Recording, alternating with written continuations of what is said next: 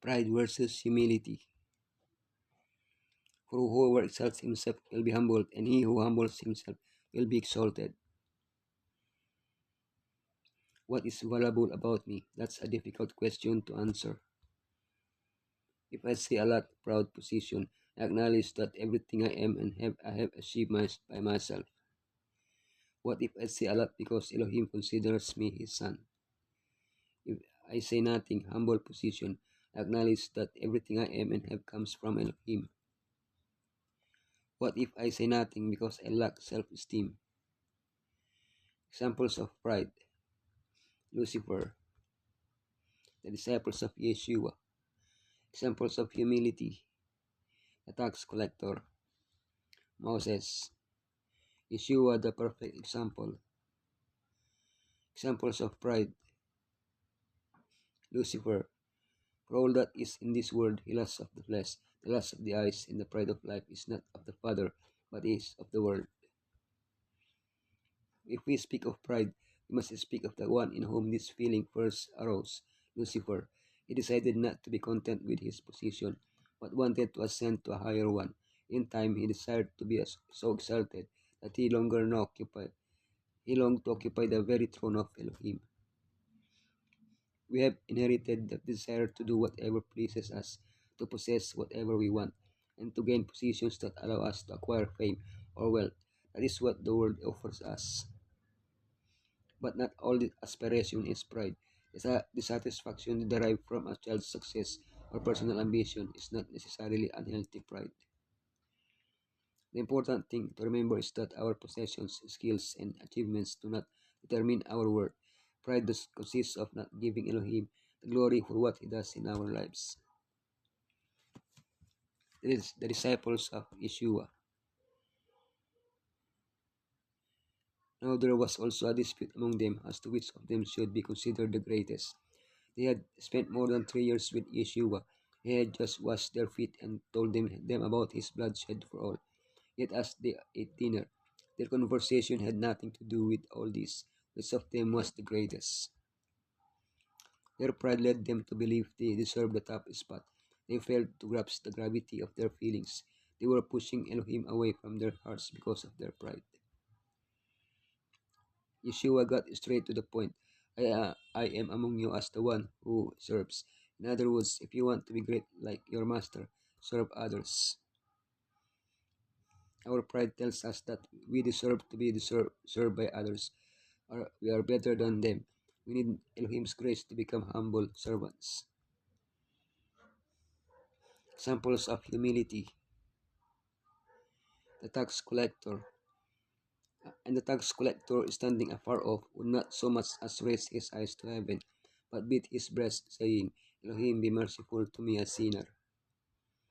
A Pharisee was telling Elohim about the good works he did and the merits he had before heaven. But Yeshua said that he prayed to himself and not to Elohim, a perfect example of pride. The tax collector was asking Elohim for help, for he was a sinner. By humbly presenting himself before Elohim, he went down to his house justified, because for everyone who exalts himself will be humbled, and he who humbles himself will be exalted.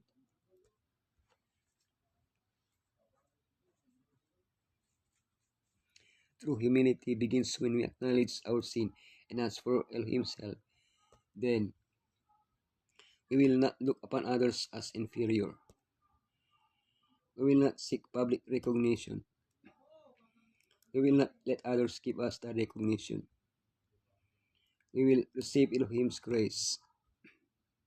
We will impart that grace to others. Moses.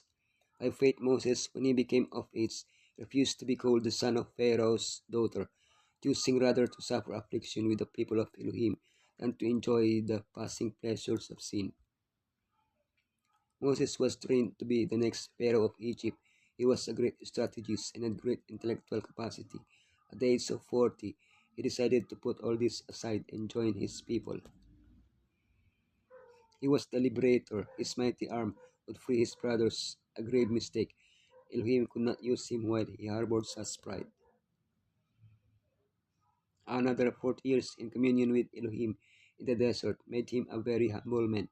Noah could be used by Elohim to send plagues, cross the sea, receive the Ten Commandments, speak directly with Elohim, strike the rock. He was even able to humbly accept the punishment for his act of pride, taking credit for what he did. The example of Moses shows us that humility does not arise spontaneously in us, but we must ask Elohim to imbue us with it every day.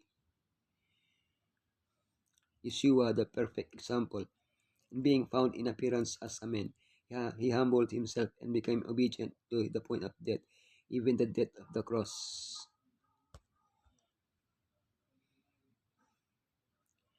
No one in this world has ever had, nor will ever have, the greatness that Yeshua possessed before his incarnation. Yet he renounced everything out of love for us. Faced with such humiliation, everything we have, everything we are, or everything we could ever become, pales in comparison. Yeshua renounced heaven to die for humanity in the hope that we would understand his act of grace and respond to his invitation to a relationship with him. He is without a doubt the perfect example of humility. Let this mind be in you, which was also in Yeshua, in Messiah Yeshua. Following his example, let nothing be done through selfish ambition or conceit, but in lowliness of mind. Let it esteem others better than himself. Let each of you look out not only for his own interests, but also for the interests of others. Lord, I will praise you, Lord, with all my heart. Before the gods I will sing your praise. I will bow down toward your holy temple. I will praise your name for your unfailing love and your faithfulness. For you have so exalted your solemn decree that it surpasses your fame. When I called you, you answered me. You greatly emboldened me. May all the kings of the earth praise you, Lord. When they hear what you have decreed, may they sing out the ways of the Lord. For the glory of the Lord is great. Though the Lord is exalted, he looks kindly on the lowly. Though lofty he sees them from afar. Though I walk in the midst of trouble, you preserve my life. Your hand against the anger of my foes. You stretch out your hand against the anger of my foes. With your right hand you save me. The Lord will vindicate me. Your love, Lord, endures forever. Do not abandon the works of your hands. In self-love, self-exaltation, and pride there is great weakness, but in humility there is great strength. Our true dignity is not maintained when we think most of ourselves, but when Elohim is in all our thoughts and our hearts are all aglow with love to our Redeemer, love to our fellow men. Simplicity of character and lowliness of heart will give happiness, while self-conceit will bring discontent. Repining and continual disappointment, it is learning to think less of ourselves, more of making others happy that will bring to us divine strength.